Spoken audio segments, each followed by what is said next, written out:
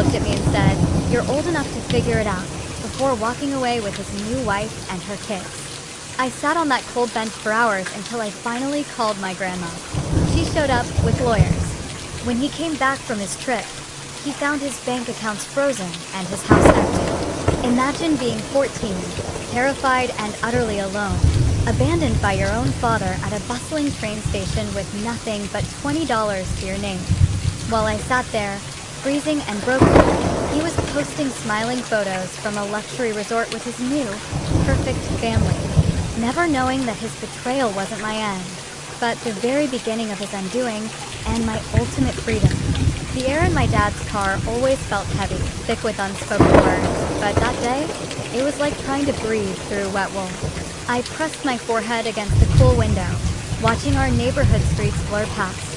I didn't know it then, but I was seeing them for the very last time. My old backpack, the one I took everywhere, sat between my feet, stuffed with what Dad vaguely called essentials for a little trip to sort things out. "Dad," I remember asking, trying to break the suffocating silence, "are we going to be back before Monday? I have that history presentation, remember? The Civil War one I've been working on for weeks." His knuckles whitened on the steering wheel. He didn't even glance at me. "You'll figure it out, Mia."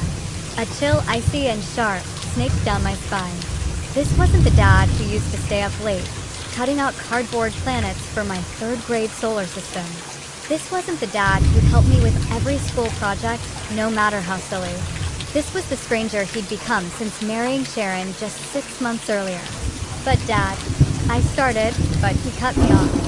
"Just stop talking for a minute, okay? I need to think." I swallowed hard, the bitter taste of the coffee I'd grabbed at Mom's still clinging to my tongue.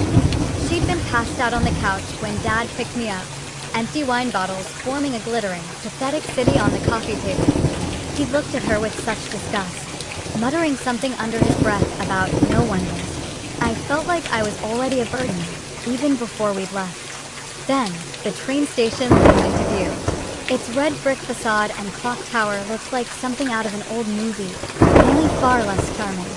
Dad pulled into the drop-off zone, not even bothering with the parking lot, and my stomach twisted into a knot. "Aren't you coming in with me?" I asked, my voice small, as he popped the trunk. He was already out of the car, hauling my backpack out with unnecessary force. I scrambled to follow, my legs unsteady on the cold pavement. The November wind sliced through my thin jacket, the one Sharon had said made me look homeless at Thanksgiving dinner. "Here," Dad said, practically shoving the backpack at me. His eyes started nervously between the station entrance and his watch. "You're 14, Mia, old enough to figure things out." "Figure what out?" "Dad, you haven't even told me where I'm going." That's when I saw them. Sharon stood just inside the glass doors, her perfectly manicured hand resting on her daughter Brittany's shoulder. Brittany, 12 and blonde like her mother, wore a designer coat I could only dream of. Sharon's 8-year-old son, Connor, was absorbed in a game on his phone, oblivious. Sharon caught my eye. She smiled. That cold, triumphant smile I'd seen her practice in mirrors when she thought no one was looking. "Dad," my voice came out as a fragile whisper on the verge of breaking. He was already walking towards them, not a single glance back. His hand found Sharon's waist, pulling her close for a kiss on the cheek. Connor looked up from his game just long enough for Dad to ruffle his hair affectionately, the way he used to ruffle mine. "Dad," I called louder, panic rising in my throat like floodwater. "Dad, you haven't given me a ticket. Or money." My voice hitched. An elderly woman pulling a suitcase gave me a concerned look. A businessman in a gray suit sidestepped me, irritation clear in his eyes. But Dad didn't turn around. He guided his new family towards the exit. Brittany glanced back, a flicker of something that might have been pity, or maybe satisfaction, in her eyes. Then they were gone. I stood frozen in the middle of the busy station, my backpack a crushing weight on my shoulders. This wasn't happening. It couldn't be happening. Any second now, Dad would burst back through those doors, laughing about what a terrible joke this had been. Any second now. But the seconds stretched into minutes. 5, 10, 20. A station guard, his uniform neat and pressed, approached me with measured steps. "Young lady, are you waiting for someone?" My dad, I said automatically, the lie tasting like ash. He forgot something. He'll be right back. The guard's eyes, kind and brown behind wire-rimmed glasses, took in my worn backpack, my frantic expression, the way I kept staring at the empty doorway. Would you like to sit down while you wait? There are benches over there. I nodded, my voice cracked in my throat, and made my way to a cold metal bench near the ticket windows. The backpack slumped beside me as I sat, and I finally looked inside properly. One change of clothes, my cracked phone charger, a hairbrush, the history textbook for my presentation, and, crumpled in the front pocket, a single $20 bill I'd saved from babysitting jobs. $20. That was all I had. The station buzzed around me. Families reuniting, business people rushing for trains, teenagers laughing in groups. Everyone had somewhere to go. Someone expecting them. Everyone except me. My phone, still cracked from when I dropped it last month and Dad said it wasn't worth fixing, showed 3:47 p.m. I scrolled through my contacts. Each name was a small disappointment. Mom would be drunk until at least tomorrow. My best friend Emma was on vacation in Florida. The other kids from school? We weren't close enough for me to call, crying, from a train station. Then I saw it. A contact I'd almost deleted a dozen times, but never quite could. Grandma Helen, Dad's mother. The woman he'd cut off 2 years ago after some obscure fight about money and meddling that I'd never fully understood. The grandmother who used to bake me cookies from scratch and teach me card games on rainy Saturdays before everything fell apart. My stomach rumbled, reminding me I'd skipped lunch. Too nervous about this mysterious trip to eat, I unwrapped the granola bar I found in my backpack's side pocket, probably from last week's school field trip, and ate it slowly, trying to make it last. 4:15 p.m. The early darkness of November was already creeping in through the high windows. The station would close at midnight. Then what? Where would I go? The thought of spending the night on the streets made me feel like I might throw up that meager granola bar. A family walked past. Mother, father, 3 kids, all holding hands. The youngest, maybe 5, was crying about being tired. Her father scooped her up, settling her on his shoulders, and she giggled through her tears. That's when I broke. The tears came silent at first, just hot tracks down my cheeks that I quickly wiped away. But then my chest heaved, and a sob escaped. I pulled my knees up to my chest, making myself as small as possible on that cold bench, and cried into my jeans. "Miss," a gentle voice said, "Miss, are you all right?" I looked up too. Find an elderly woman, perhaps 70, wearing a purple coat and holding a cup of coffee from the station cafe. She sat down beside me without invitation, close enough to be comforting, but not intrusive. My dad left me, I heard myself say, the words catching in my throat. He just left me here. Her face hardened. "How old are you, sweetheart?" She pulled out her phone. "I'm calling the police." "No." I grabbed her hand, surprising both of us. "Please. First, I have someone I can call. My grandmother. I haven't talked to her in a while." The woman studied me for a long moment, then nodded. "Call her. I'll sit right here with you." With shaking fingers, I found Grandma Helen's number again. It rang once, twice, 3 times. I was about to hang up when... "Hello." Her voice was exactly as I remembered, firm but warm, like aged whiskey and velvet combined. "Grandma?" My voice cracked. "It's Mia." A sharp intake of breath. "Mia, sweetheart, what's wrong? Where are you?" "Dad left me at the train station," I blurted out, the words tumbling out. "He drove away with Sharon and her kids. And he left me here with no money and no ticket. And I don't know what to do." "Stop."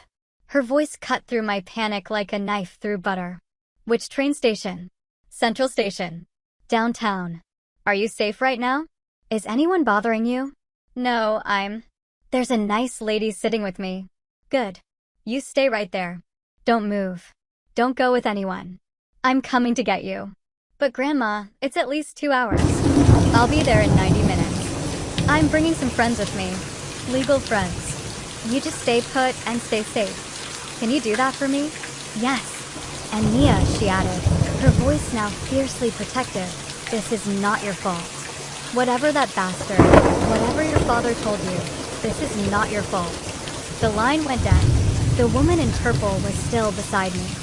She squeezed my shoulder gently. Your grandmother? I nodded. Good. Home. The word sat strangely in my mind. I hadn't been to Grandma's house since before the fight with Dad. I remembered it as a modest two-story in the suburbs, with a garden she tended religiously and a kitchen that always smelled like something baking. But we weren't heading toward the suburbs. The car glided through parts of the city I'd only seen from bus windows. Tree-lined streets with historic mansions set back from the road, their windows glowing warmly in the darkening twilight. Grandma, where are we going?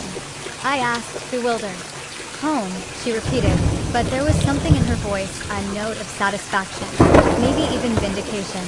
The car turned through a set of imposing iron gates that opened automatically, motion sensors detecting our approach. The driveway curved through manicured grounds lit by subtle landscape lighting. And then, the house. No, the estate came into view. What is this place?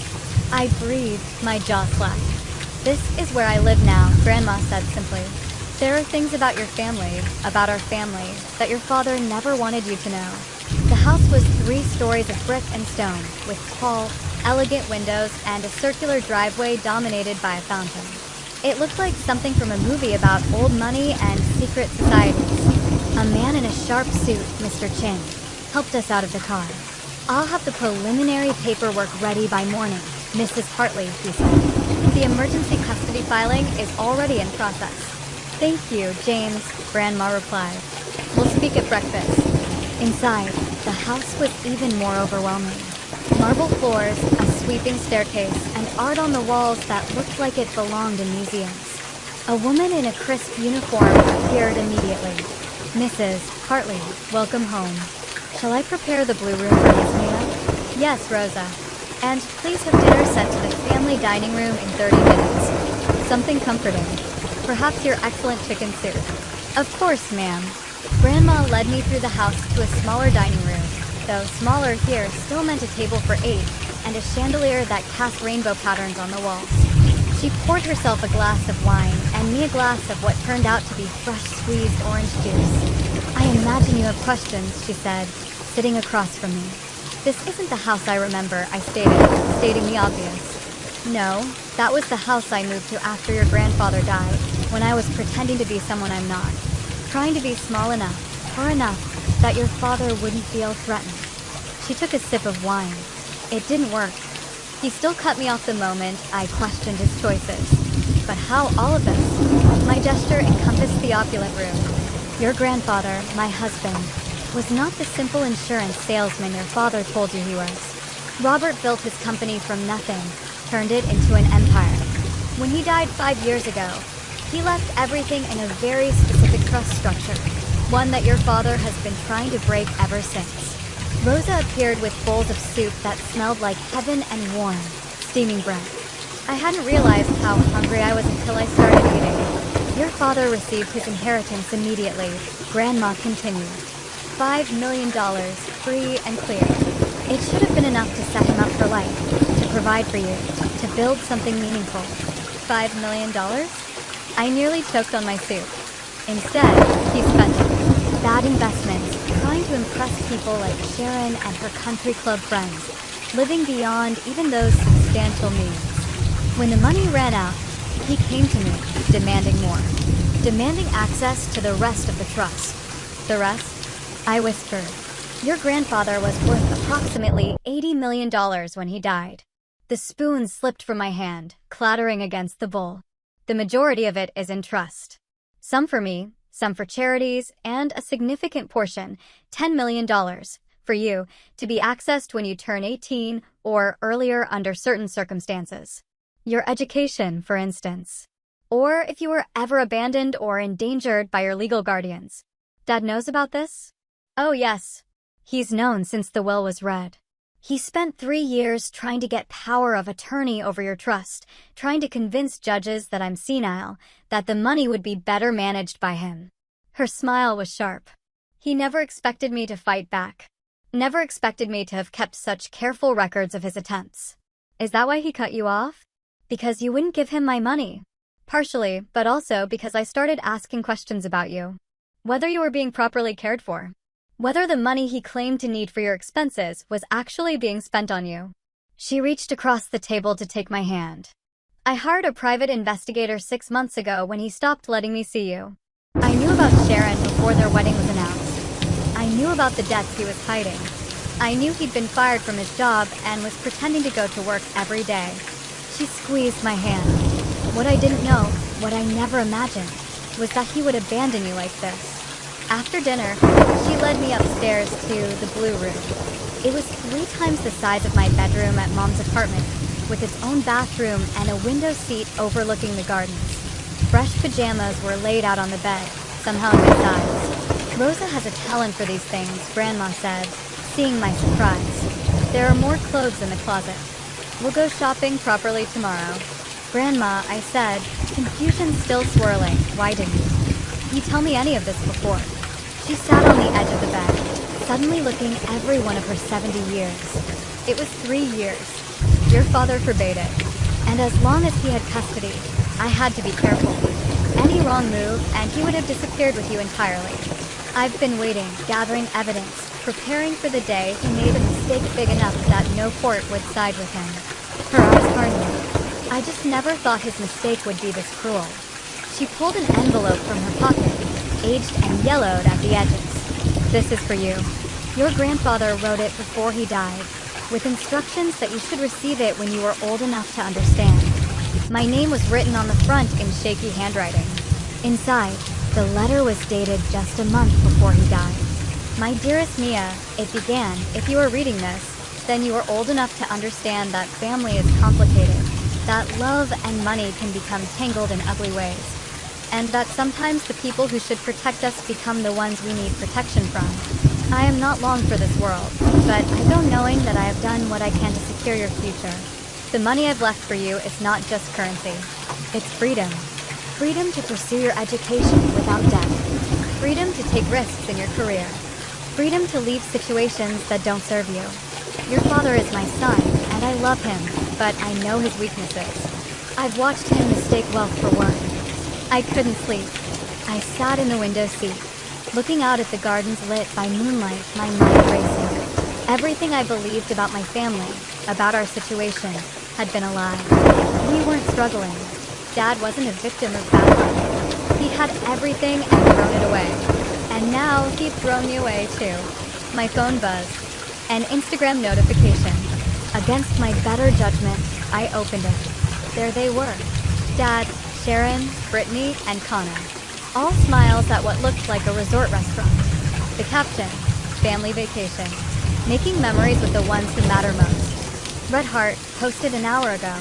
While I'd been sitting in a train station, terrified and alone, he'd been raising a champagne glass with his new family, the ones who mattered most. I screamed, a choked, guttural sound, before I could think better of it. Then I turned off my phone and finally cried.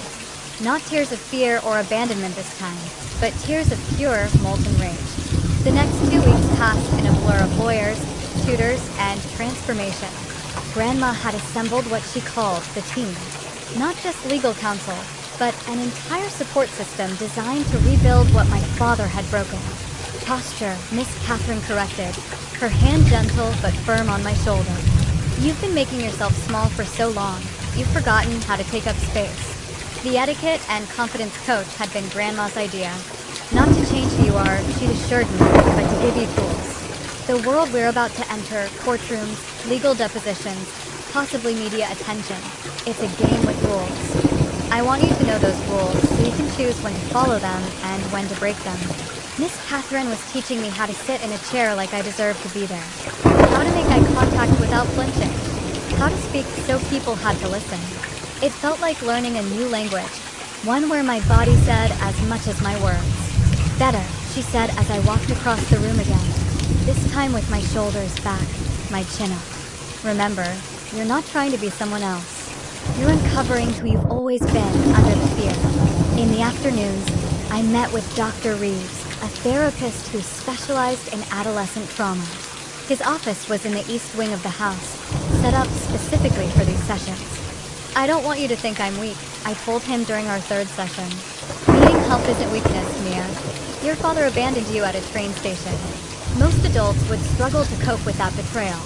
The fact that you're here, working through it, shows incredible strength. I still dream about the station, I admit it, about waiting for him to come back.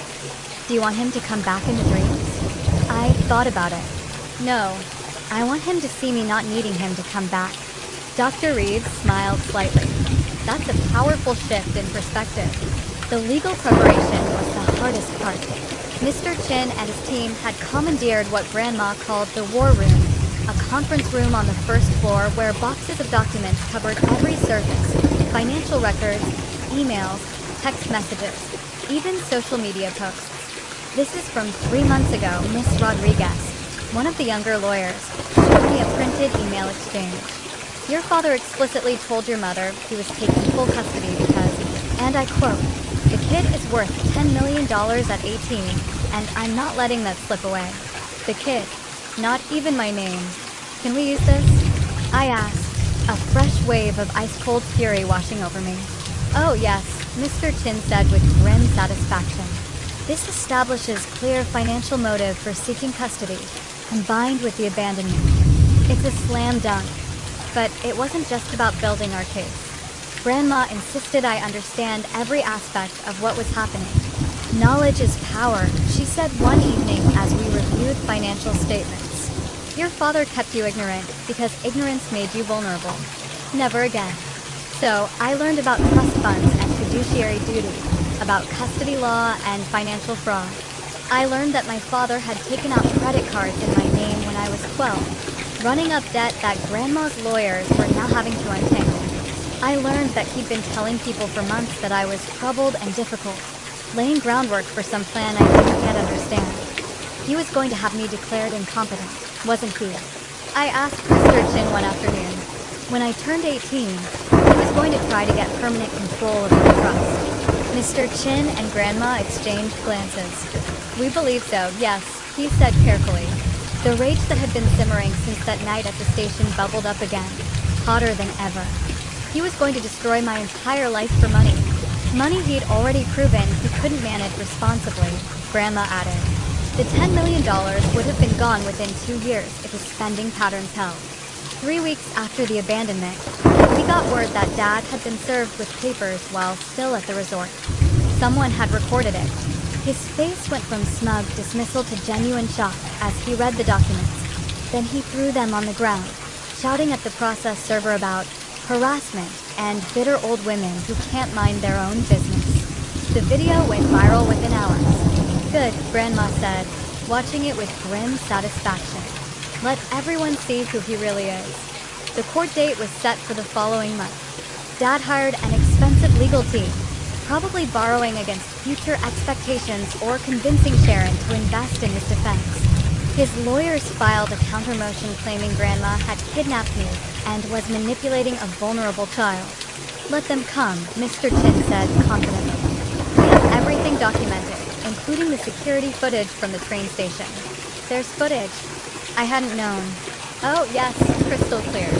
Him walking away while you call after him. You, sitting alone for hours. Very compelling evidence. But Dad wasn't going down without a fight. He started a campaign of his own, calling extended family members with his twisted version of events. According to him, I had been out of control, violent towards Sharon's children, and he'd simply been taking me to a therapeutic boarding school when I'd run away at the station. Some relatives believed him, others didn't. The family fractured into camps, and my phone filled with messages ranging from support to outright condemnation. Block them all, Grandma advised. Their opinions don't matter. Only the truth matters. But the truth was becoming a weapon of its own. Miss Rodriguez discovered that Sharon's first husband had filed similar complaints about financial manipulation when they divorced. Dad's business partners came forward with stories of unpaid loans and broken contracts. Even Brittany's teacher reached out, concerned about behavioral changes since the marriage and willing to testify about bruises she'd noticed. He's not just a bad father, I said one night, reading through the accumulated evidence, feeling sick to my stomach. He's a bad person. Yes, Grandma said simply. And it's time the world knew it. The local news picked up the story first.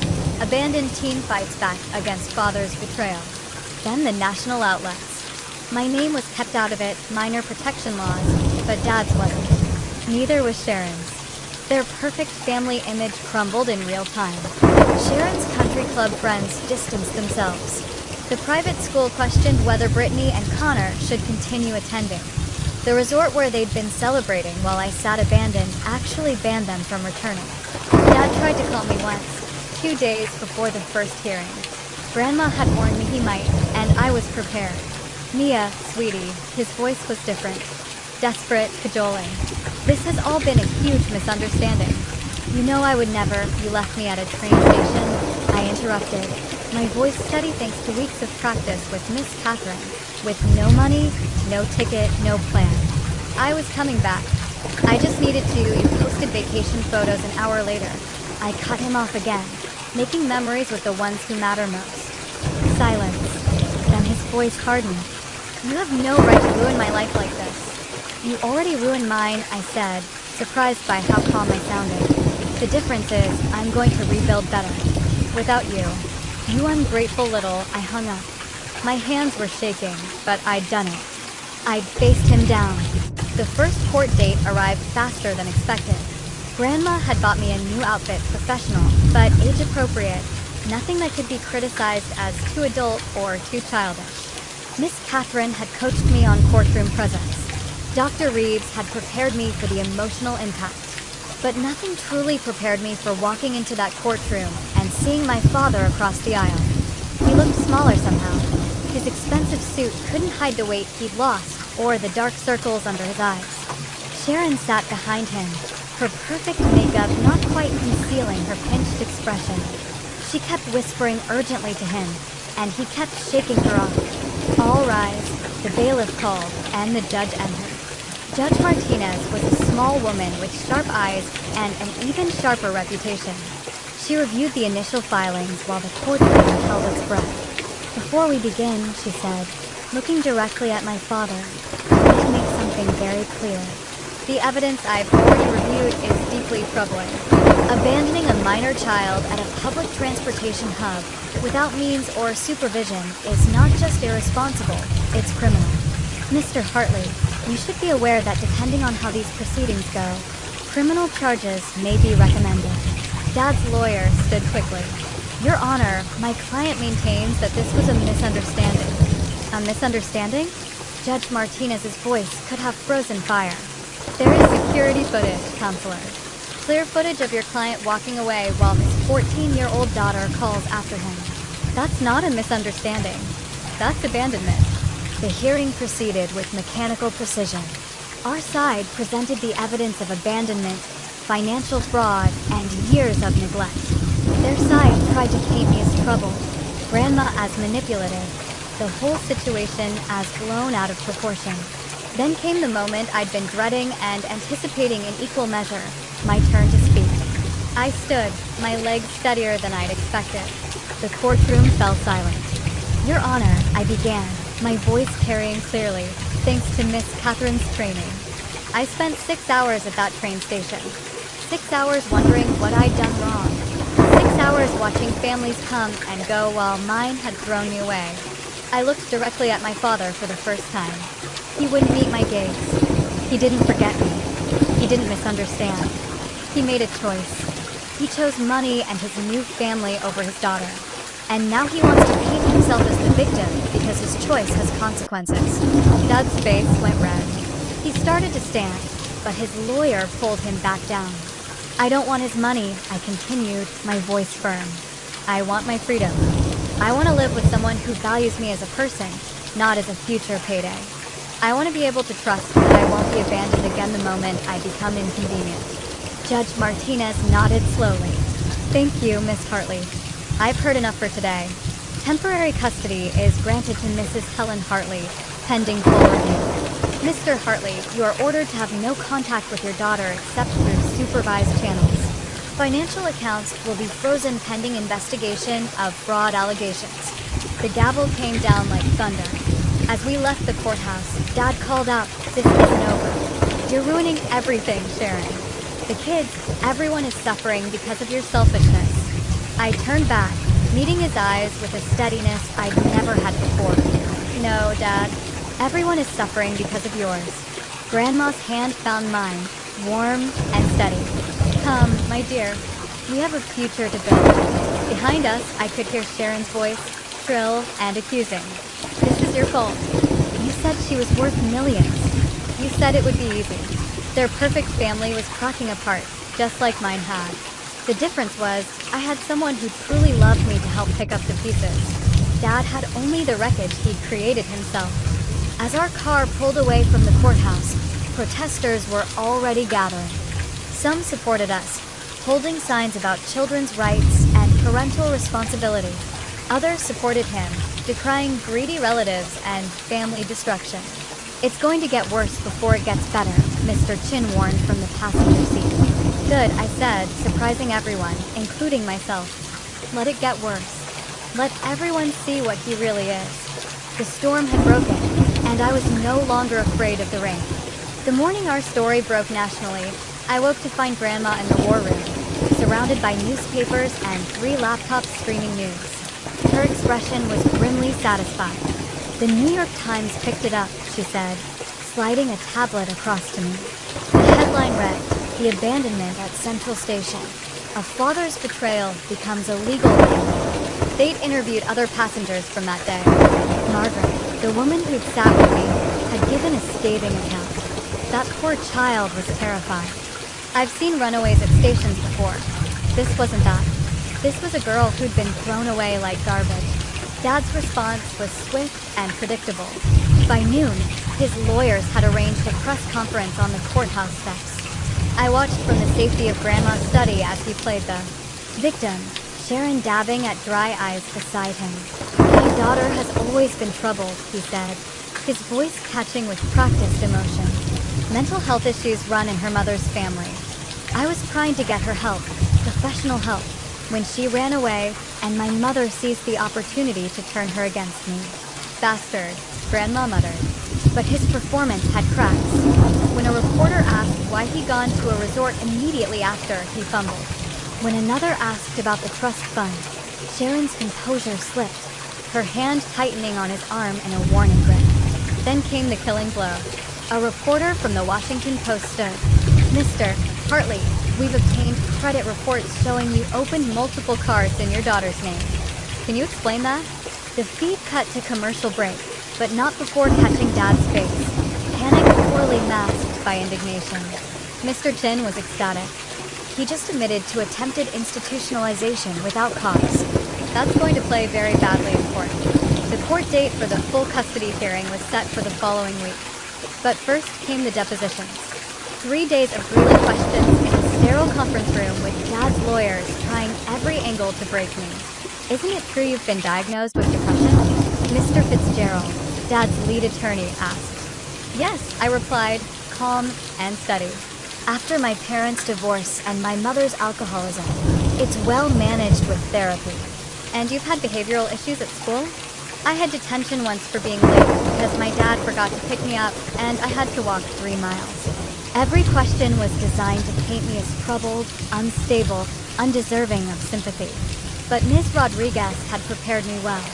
"You seem very coached," Fitzgerald observed, a sneer in his voice. "I've learned to protect myself," I replied, meeting his gaze. "Abandonment will do that." The financial investigation revealed more than even Grandma had suspected. Dad hadn't just taken credit cards in my name. He'd been siphoning from accounts Grandfather had set up for my education. Small amounts he thought wouldn't be noticed. Nearly $200,000 over 3 years. "Federal charges," Mr. Chin said quietly. "This is wire fraud." But the real shock came from an unexpected source. Connor, Sharon's 8-year-old son, had been keeping a diary on his tablet. His teacher, concerned about his recent behavior, had alerted Child Services, who'd subpoenaed it. The entries were devastating. October 3rd. "Mom says we're rich now, but Mike. He refused to call him Dad. Yells about money all the time." November 15th. "Mike said Mia is going away forever soon." Mom smiled. "I miss when it was just us." November 18th. Mike hurt Mom's arm. She said she fell. She didn't fall. Child Services opened their own investigation. Sharon's perfect family image wasn't just cracking, it was shattering. The day before the custody hearing, Dad made one last desperate play.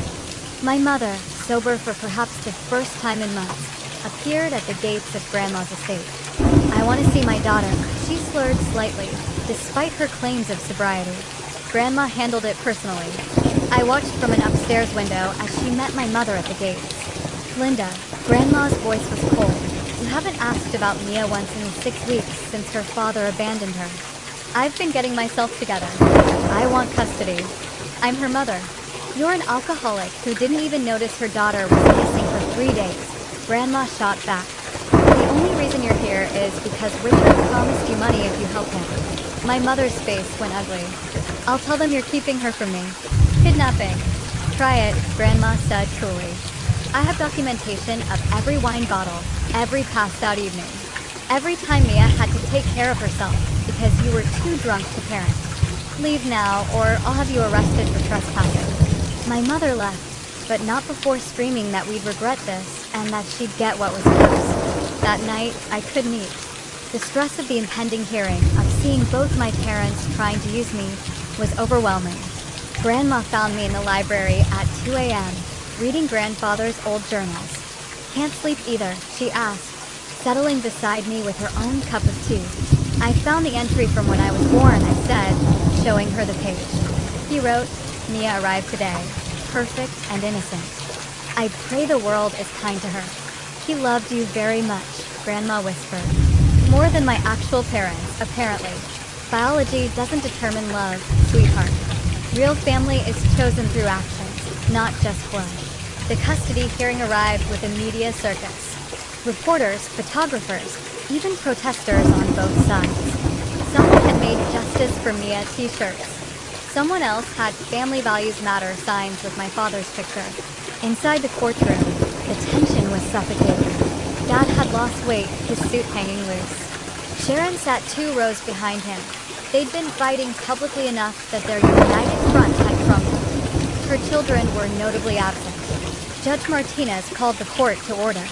"I've reviewed extensive evidence in this case. Financial fraud, child abandonment, attempted manipulation of a minor's trust fund. Mr. Hartley, before we proceed, do you have anything to say?" Dad stood, and for a moment, I saw something in his eyes. Regret? Or just regret at being caught? "I'm not perfect," he began, "but I'm her father. Doesn't that count for something?" "Being a father is more than biology," Judge Martinez replied, her voice firm. "It's showing up. It's protection. It's putting your child's needs above your own. Can you honestly say you've done any of that?" The silence stretched until it snapped. Then Dad exploded. "She's sitting on $10 million. $10 million. And I'm supposed to struggle while she lives like a princess? It's my father's money. My inheritance." Actually, Mr. Chin stood smoothly. "It's Mia's inheritance. Your father was very clear about that.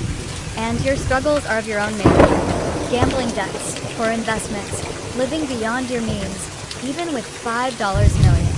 That's not." Dad turned to me, his mask finally completely off. "You ungrateful brat. I raised you. I deserve, Mr. Hartley." Judge Martinez's gavel cracked like thunder. "One more outburst, and you'll be held in contempt." But the damage was done. Everyone had seen the real him. The Washington Post article that ran the next morning included a photo that would haunt my father forever. His face contorted with rage, finger pointing at me, while I sat quietly beside my grandmother. The headline, "Unmasked Father Shows True Colors in Custody Battle." The public response was swift and brutal. His business contacts severed ties. Sharon filed for separation, citing irreconcilable differences and previously unknown financial fraud. Even his own brother, Uncle Keith, released a statement distancing himself from Richard's inexcusable actions. But Dad wasn't done fighting. Cornered animals rarely are. The call came at 3 a.m., 2 nights after the hearing. Not to my phone. He was legally barred from contacting me, but to Grandma's landline. "You poisonous old witch." His voice was slurred, drunk. "You've destroyed everything. My marriage, my reputation, my life. Grandma had it on speaker, recording. "Richard, you're violating the restraining order," she said, calm as ice. "I don't care about your restraining order. You turned my daughter against me. You and your money, always dangling it like a carrot, making me dance. I never made you do anything. Every choice was yours. I'll ruin you both. You think you've won? I know things about Dad's business, about where that money really came from." Oh, the line went dead. Mr. Chin immediately filed the recording with the court, adding violation of restraining order to Dad's growing list of legal troubles. But his threat wasn't empty. The next day, a sleazy tabloid ran a story, partly fortune built on illegal dealings. It was nonsense, easily disproven. But Dad had given an exclusive interview, full of wild accusations about money laundering and tax evasion. "He's desperate," Mr. Chin assured us. "These are the thrashings of a drowning man." The IRS and FBI briefly investigated, found nothing, and instead turned their attention to Dad's own financial crimes. The irony wasn't lost on anyone. I returned to school during this period. Grandma insisted I needed normalcy, but normalcy was impossible when everyone knew my story. Some kids treated me like a celebrity, others like a victim, and a few, those whose parents sided with my father, like a traitor to family values. Emma, my best friend, became my shield. "Anyone who gives you brief answers to me," she announced, and somehow, despite being 5 feet 2 inches, she made it stick. It was at school that I gave my first public speech about the experience. The principal had asked if I'd speak at an assembly about recognizing abuse and seeking help. Grandma left it entirely my choice. I stood before 300 students and told my truth. "Abandonment isn't always as obvious as being left at a train station," I said, my voice steadier than my hands. "Sometimes it's gradual. A parent who stops asking about your day, who forgets your birthday, who sees you as an inconvenience, or worse, as a resource to be exploited. If someone is supposed to love you, but makes you feel worthless, that's not love. If someone who should protect you instead puts you in danger, that's not family. You deserve better. We all deserve better." The standing ovation lasted 3 minutes. Later, 17 students approached the counselor about their own situations. The principal called it the most impactful assembly we've ever had. Dad heard about it, of course. Everything was public now. He showed up at the school the next day, drunk and raging, demanding to see me. The security guard, a grandfather himself, physically blocked him while calling the police. The arrest was captured on dozens of student phones.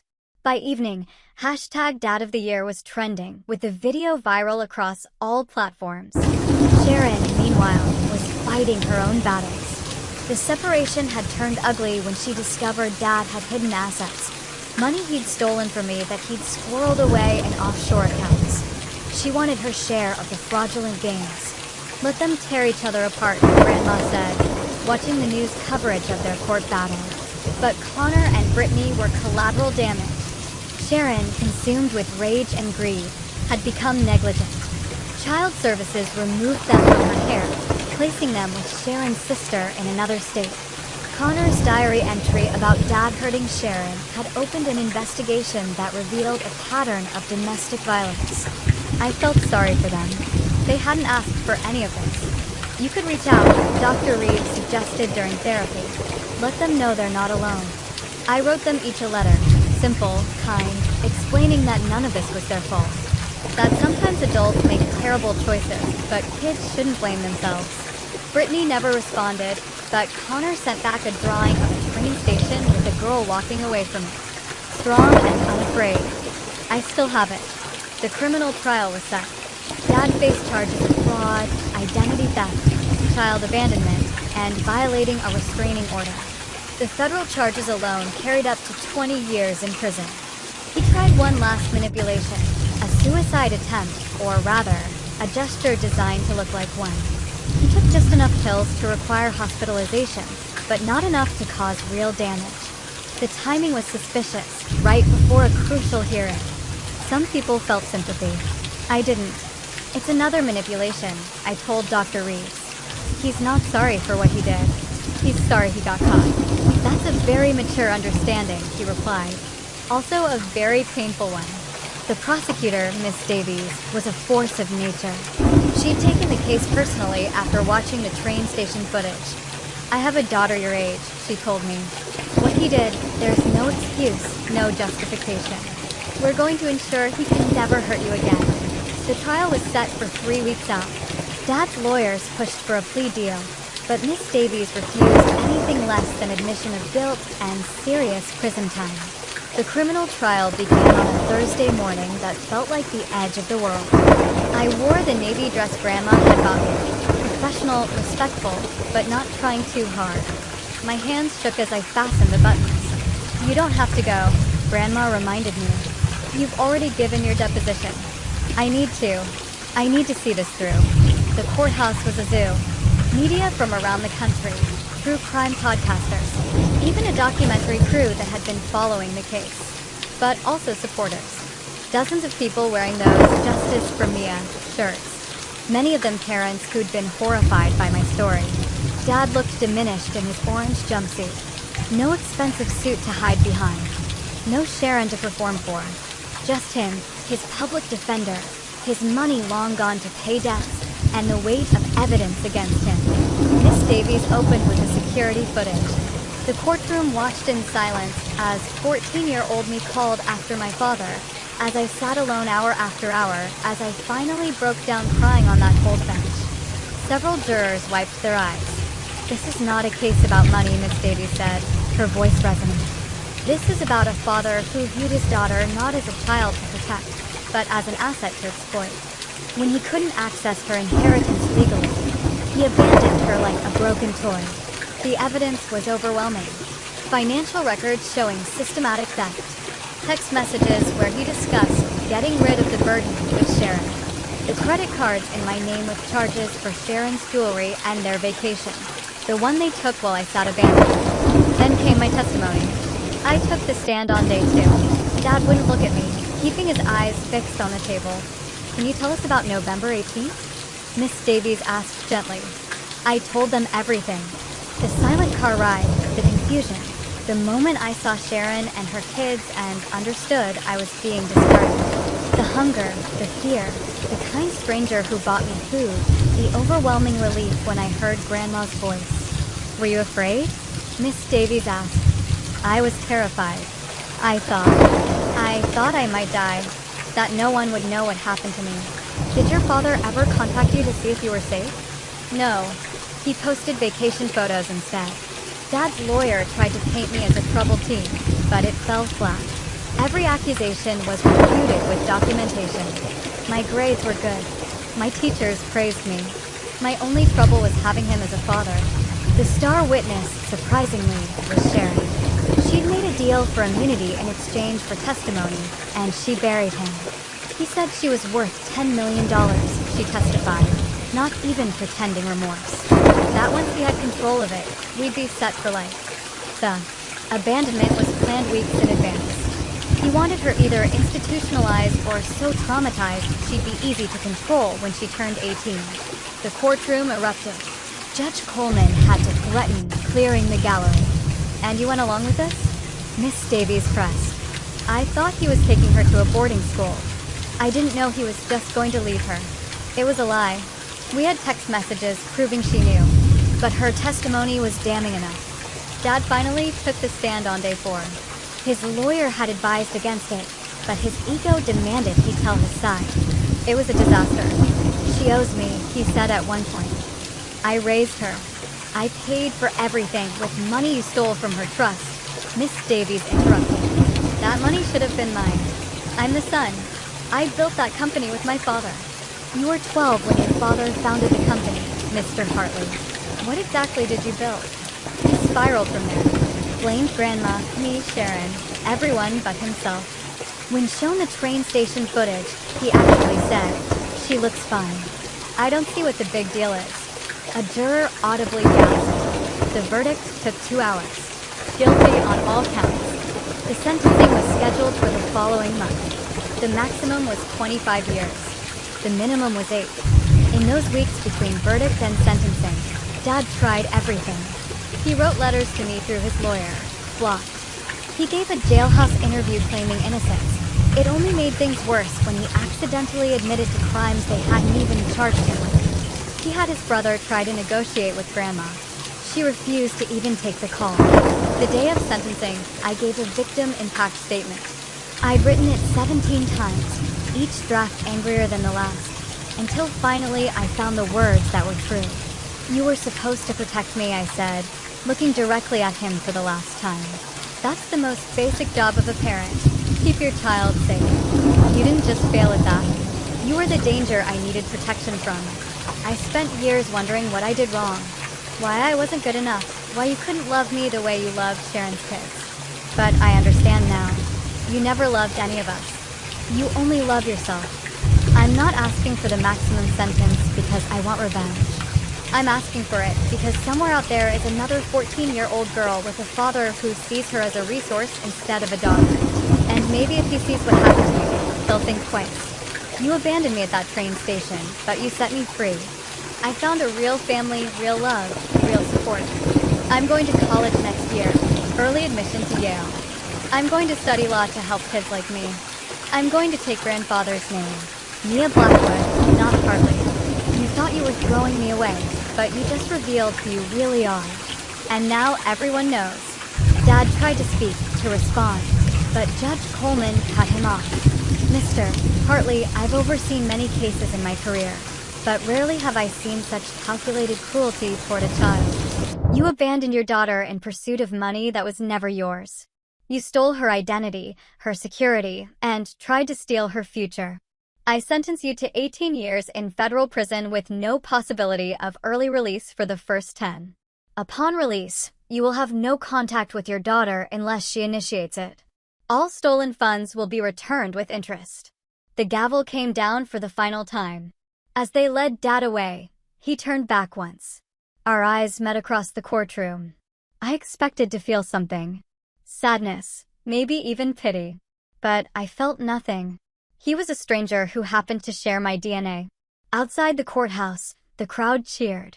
Reporters shouted questions, but I only had eyes for Grandma standing by the car. Tears streamed down her face. "Proud of you," she whispered as she hugged me. "Your grandfather would be too." Sharon disappeared after the trial. Rumor said she'd left the country. Her kids were adopted by their aunt and uncle, who seemed like good people. I kept in touch with Connor, who grew into a kind young man despite everything. My mother got sober, actually sober, after the trial. We have coffee sometimes. It's not a relationship, exactly, but it's not nothing either. She knows she lost the right to be my parent, but maybe she can be a person in my life. The trust fund became mine on my 18th birthday, but I barely touched it. Grandma had taught me that money was a tool, not a goal. I used some for college, some for therapy, some to start a foundation for abandoned children. The rest waits, growing, ready for when I know exactly what to build with it. I returned to the train station on a November afternoon, exactly 5 years after that horrible day.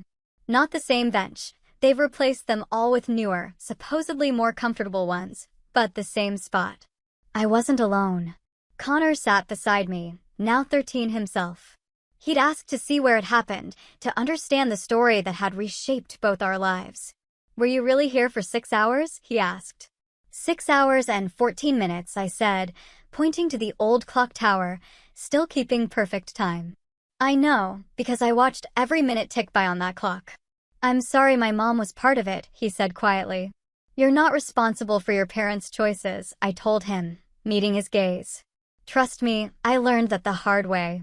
We sat in comfortable silence, watching travelers rush past, families reuniting, others saying goodbye. Normal people living normal lives. "Mia," Connor asked, "do you ever wonder what would have happened if he'd come back?" I thought about it. Really thought about it for the first time in years. I would have gone with him, I admitted. I was so desperate for him to love me. I would have forgiven anything. I paused, a bittersweet ache in my chest.